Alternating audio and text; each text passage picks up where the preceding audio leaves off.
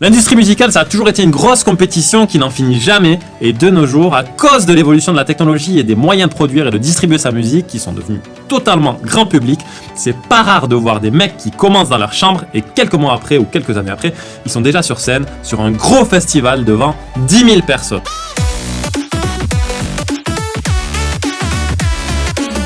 Yo la famille, je m'appelle H, je suis DJ et producteur et sur ma chaîne on parle de musique et on parle de marketing.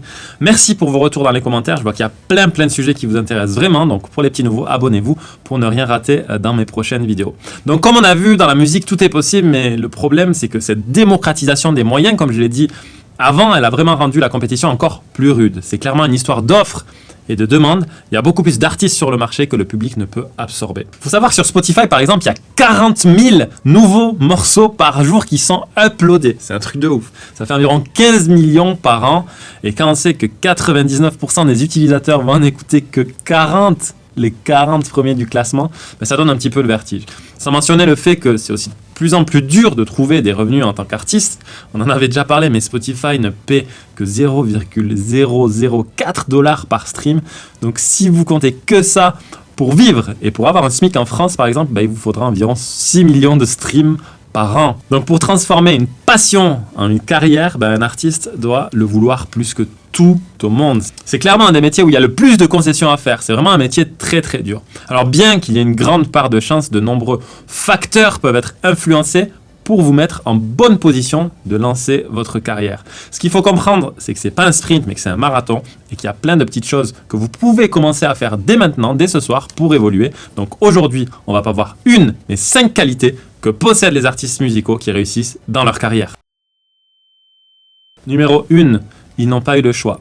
Certains artistes en sont arrivés là où ils en sont aujourd'hui parce qu'ils n'avaient pas d'autre choix. Combien de fois on entend, j'ai failli tout arrêter, j'ai été fauché, j'étais dans une coloc avec 5 personnes, c'était la galère, et je n'avais pas d'autre choix que de réussir. Lorsque vous n'avez pas de plan B, sur lequel vous pouvez vous appuyer dans ce cas, ben vous n'avez que le plan A, c'est logique. Mais de vous mettre en position où vous n'avez pas le choix sinon que de réussir, ça peut être un très bon moyen d'avoir du succès.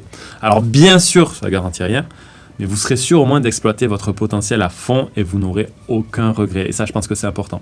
Ça, par contre, c'est prouver ce qui font tête baissée sans se poser de questions et qui se ramassent mais qui se relèvent aussitôt, ont toujours plus de chance, ont toujours plus de résultats que ceux qui suranalysent tout et qui ont peur de faire le premier pas. Prenez l'exemple d'Eminem. Il a passé toute son enfance dans une galère à déménager avec sa mère, à changer d'endroit. Son père, il avait quitté le foyer familial et il a passé son enfance à lui envoyer des lettres.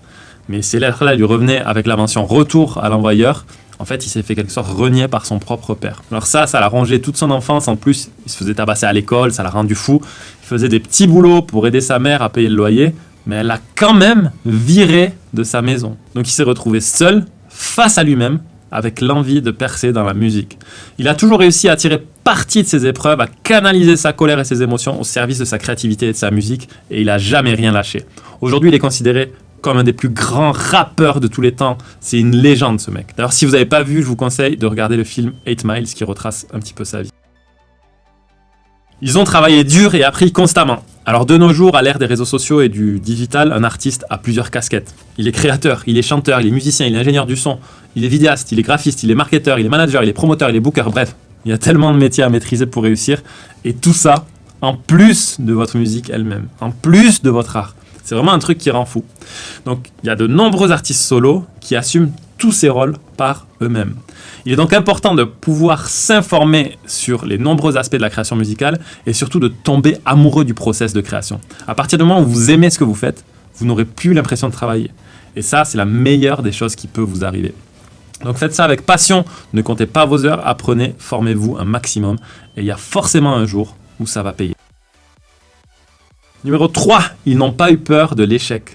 Selon la voie que vous empruntez dans le vaste monde de la musique, il est possible que vous n'ayez jamais un revenu stable. Et même s'il est stable, il peut s'écouler des années, voire des décennies, avant qu'il le soit suffisamment pour en vivre. Mais ça ne doit pas être une source de crainte ou d'anxiété tant que vous savez comment vivre selon vos moyens. Donc ne flambez pas trop, investissez plutôt votre argent dans votre carrière que dans des biens qui servent à rien, comme je sais pas, une voiture par exemple. Donc c'est bien de rêver grand, mais si la seule raison pour laquelle vous voulez être un artiste, c'est que vous voulez une villa avec un yacht, vous allez vite déchanter parce que dans la réalité, ça se passe très très très rarement comme ça. Et aussi, j'ai envie de vous dire qu'une heure de gloire, c'est pas non plus infini. Combien d'artistes sont retombés dans l'oubli après un succès fulgurant? Ou alors combien d'artistes ont tout perdu, ont perdu tout leur argent, même au sommet de leur carrière?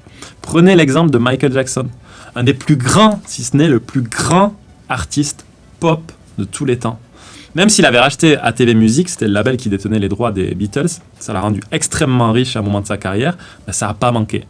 À un moment donné, il a accumulé trop d'accusations sur des abus sexuels contre lui, et il avait aussi une sale habitude de dépenser sans compter pour des objets bizarres. Mais il s'est endetté très rapidement, il a commencé à emprunter des millions à ses amis riches pour éviter la faillite. Donc même s'il n'a pas eu le temps de subir ce dépôt de bilan, cette faillite, on dit qu'il est mort avec près de 400 ou 500 millions de dollars de dettes, ce qui fait de lui le musicien le plus fauché de tous les temps, vous imaginez?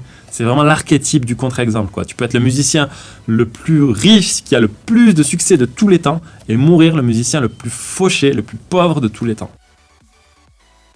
Numéro 4, ils ont travaillé leur art tous les jours avec patience, donc cette qualité est peut-être la plus importante.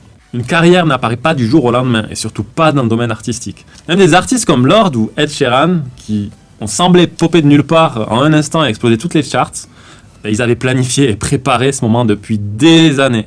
Ils sortent vraiment pas de nulle part. Vous avez l'impression qu'ils sortent de nulle part, mais ils sortent certainement pas de nulle part. C'est ce qu'on appelle le biais du survivant. C'est-à-dire que les personnes qui échouent dans la musique, elles sont même pas là pour nous le dire. Vu qu'elles ont échoué, elles peuvent tout simplement pas nous le dire, quoi. De plus, avec l'ère des réseaux sociaux, on a l'impression de voir que le succès des artistes. Mais croyez-moi, c'est que la partie émergée de l'iceberg. Tout le monde a commencé en bas de l'échelle. Tout le monde a galéré à jouer de la musique sans être payé, a failli arrêter 50 fois, que ce soit DJ Snake, Justin Bieber ou Jul ou Michael Jackson. Regardez leur interview. Il y a forcément un moment de leur carrière où ils n'avaient que 20 ou 30 ou 50 fans. Donc ne cherchez pas à percer à tout prix. Cherchez juste à devenir ne serait-ce qu'1% meilleur chaque jour, et si vous tenez bon, votre heure viendra forcément. En faisant cela, vous continuerez à vous améliorer alors que les autres stagneront pour finalement devenir meilleurs dans votre style. Il y a un vieux dicton dans les arts martiaux qui dit que si vous ratez un entraînement un jour, quelqu'un d'autre le fera à votre place pendant ce temps, et quand vous le rencontrerez, il gagnera. Alors oui, comme je le disais en début de cette vidéo, dans le music game, c'est une énorme compétition, mais ne vous mesurez pas à des tauliers du game. Mesurez-vous à vous-même, mettez la barre plus haut. Chaque jour, si vous voulez être crédible dans votre style, il va falloir être un des piliers. Donc si vous n'êtes pas prêt à vous entraîner chaque jour, vous n'aurez clairement pas votre place dans la compétition. Auquel cas, ça peut être dur à entendre, mais je pense que c'est peut-être mieux de garder la musique en hobby le week-end pour le plaisir, par exemple. Numéro 5, ils ont été créatifs dans la façon de générer des revenus. L'une des meilleures choses à faire lorsque vous essayez de vous en sortir avec votre musique, c'est de trouver des multiples sources de revenus. Et c'est là que votre créativité peut rentrer en jeu. S'il n'y a pas d'occasion de mettre en valeur votre talent, et là je dis big up 2020, big up 2021, big up la pandémie, on est là, t'inquiète, on t'oublie pas, merci, on se voit après. Eh bien vous devez créer des opportunités par vous-même. Soyez créatifs. À l'ère d'Internet et des business en ligne, il y a plein de façons de pouvoir monétiser votre savoir-faire et votre musique. À ce sujet, la meilleure chose que je peux vous conseiller, et remarquez que je suis un très très bon élève, c'est de regarder ma vidéo qui s'appelle « Comment gagner de l'argent grâce à sa musique depuis chez soi », qui résume tout, que je vous mets en description, où on voit 7 moyens de générer des revenus depuis son canapé tout en faisant de la musique. Conclusion, si on peut résumer tout ça avec une seule phrase, les musiciens qui réussissent n'attendent pas que les opportunités viennent à eux, ils les recherchent et ils les créent eux-mêmes. Voilà, c'est tout pour aujourd'hui. Si cette vidéo vous a plu et que vous voulez soutenir la chaîne et en avoir plus comme celle-ci, dites-le moi en commentaire, c'est super important. Je le répète tout le temps, mais abonnez-vous en cliquant sur le bouton juste en dessous pour être sûr de ne pas rater mes prochaines vidéos. En description, je vous ai mis le lien de la vidéo qui s'appelle « Comment gagner de l'argent avec sa musique depuis chez soi ». Portez-vous bien, prenez soin de vous et je vous souhaite tout le meilleur pour votre carrière musicale, la famille. C'était H et je vous dis à très bientôt.